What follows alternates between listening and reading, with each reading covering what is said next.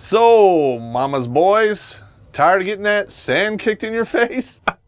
Because I got some bad news for those predatory ladies out there. I'm going to bust out some of your tricks today. Because most dudes are looking right at the tits, just going, I don't care what you do. I just want to touch those titties. They slowly creep into your life, change you, manipulate you, and then leave you broken and crushed, crying in the sand. And you really don't know how you got there on this crazy flow chart of insanity. Well, I'm going to break it down for you. We're going to go through it step by step. Hey, I want to move in. No. Let us begin.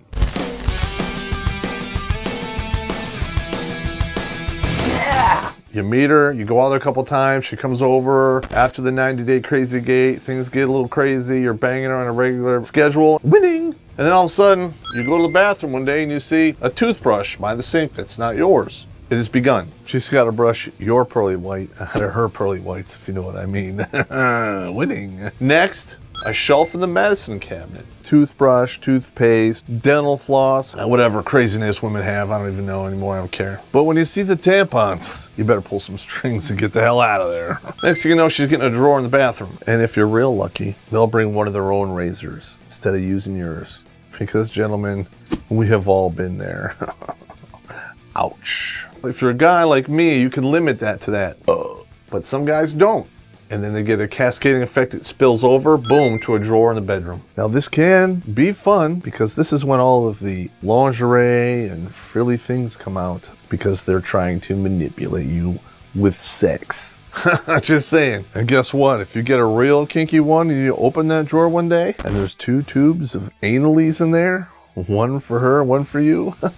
Yeah, no. That stuff does work. You can put that on a Cadillac and drive it into a doghouse, if you know what I mean. Next, because you know they're getting up and going to work the next day or whatever they're doing, they want a portion of your closet. It starts off with just a little bit. Before you know it, your stuff isn't even there anymore. It's under the bed, or it's in another closet, another room. No. So now they're keeping a little bit of clothes, they're keeping toiletries, a toothbrush. Okay, they've got a foothold to start their invasion into your life. It's all fireworks and rainbows and sex hand over fist, so of course, go ahead and leave your stuff here. Yeah. And this is a big one. You allow them to bring a piece of furniture into your house, like a chair, couch, love seat, whatever, because they're mentally planning on spending a lot more time at your place. Basically what that is they're staking a claim. Once they bring in the furniture, they change the bed or the sleeping arrangements. Oh, it's too stiff, or I like a water bed. Let's sell this on Craigslist. And guess what? If you're younger than 34 and the big head is not overpowered little head, this is what you're gonna say. Okay. You'll get a new mattress, water bed, what have you, just want them to be happy. Got it. Want to go to a movie? Put my penis in the popcorn. Oh, don't worry. This will be a guest bedroom where you can sleep when I take your balls. They start removing your property from the home and replacing it with their property or new stuff. And you get excuses like, Oh, that was just too bachelor, or that was just too old. or, It's not fashionable. oh my God. Well, guess what? It was probably paid for. Now you bought shit on credit that I have to pay for. And this is when the transition begins, where it goes from being your place to our place to her place. Then we go from here to, they force you to retreat all your stuff down to a troll hole or room or out in the garage. Because you're working an $80,000 a year job to have a home, not a man cave. That's pretty much it for you in your own house. After that, they paint and redecorate on your dime, of course. Yeah, you're gonna come home in one room or the whole house will be painted pink. Ah! It's the color of a vagina. I'm keeping my shrunken head over the fireplace, and that's that. And if you should be so unlucky as to question anything during this time, you will be met head on with a female guilt trip. So pack your bags now. Enjoy that. And the third phase, along with my third beer, hang on, they manipulate your diet. You eat a certain way, that's just how you are, but oh, we gotta eat healthy, or I like this and I get that, blah, blah, blah. You can't eat pizza every day.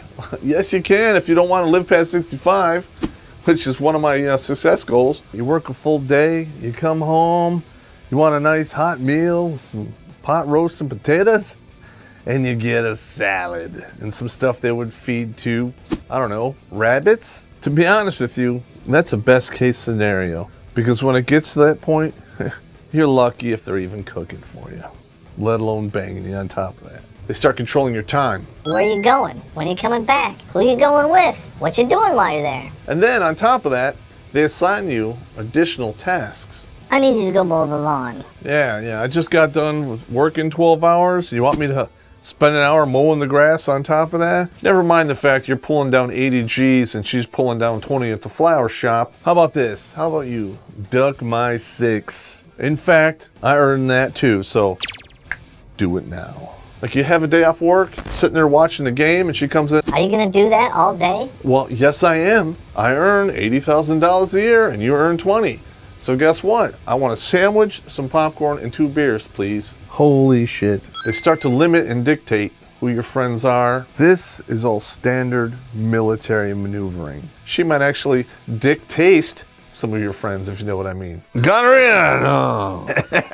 After they limit your friends and family, they start to remove them from your life and replace them with their friends. You're getting isolated here, okay, and it gets much worse. Is they isolate and they destroy. But it all depends upon what kind of woman you're dealing with, and the worst ones will do that. And I have about this much sympathy for you. No, wait, I have no sympathy for you. Because if you're over 30 and you're letting a woman run off your friends and family, suck it up and kiss my ass. 15 is pretty much the final step when you surrender.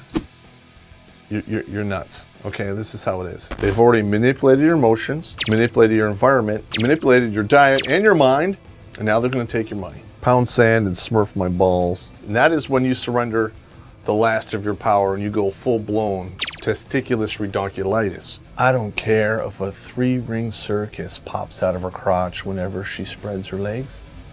It's just not worth it. You surrender your power, you give her the money to do what she needs to do, and they give you an allowance back. Oh, well, I'll give you $250 a week for what your incidental. That is so stupid. You know, bitch, I make $80,000 a year. I want access to my money. Maintain your power, keep control of your money. If you can, maintain a separate dwelling and live there. Now, once they get to that point, they lose respect for you. They've molded you into whatever they want you to be. You're putty in their hands, and who likes that? There's no challenge, whatever. And we all know what happens after they lose respect for you, right? She'll cheat on you.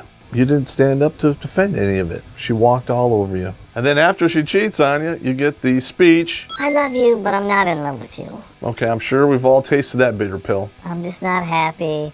I'm not where I thought I would be in my life at this time. Whatever. We all know what that means. You're getting bent over the couch. They crush you, tear out your heart through your a-hole. Oh. And after that, divorce. This is what you white knights get for riding to the rescue. But what they do is they rinse and repeat. They repeat this with the next jackass that comes along, and they do it over and over and over again. The women that partake in this type of behavior don't seem to realize by the time they've gone through 1, possibly 2 men like this, they've lost access to all the tier 1 dudes. Oh, wow. The older you are, the harder it is to dupe the next dude. Mission creep and repeat. Winning. All right, everybody, don't forget, hit the subscribe button, because if you do, I'll let you keep your toothbrush at my place. And I promise, I won't floss my ass with it. Winning news.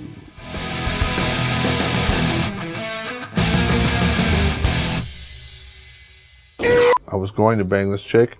We got to the pop on her top, and she had 1 tit. It totally f***ed everything up. I was like, ah! And not only that, but they cut her nipple off and stuck it to in one of her inside of her calf. Franken titties or something. So if I blow on that nipple, does that nipple get hard? She's like, yep. I don't know what to do. I didn't handle that well. I didn't handle it well at all. I banged a chick with 1 leg once. That was kind of cool. Everything else was working just fine. So I don't care. I got over it in about 20 minutes.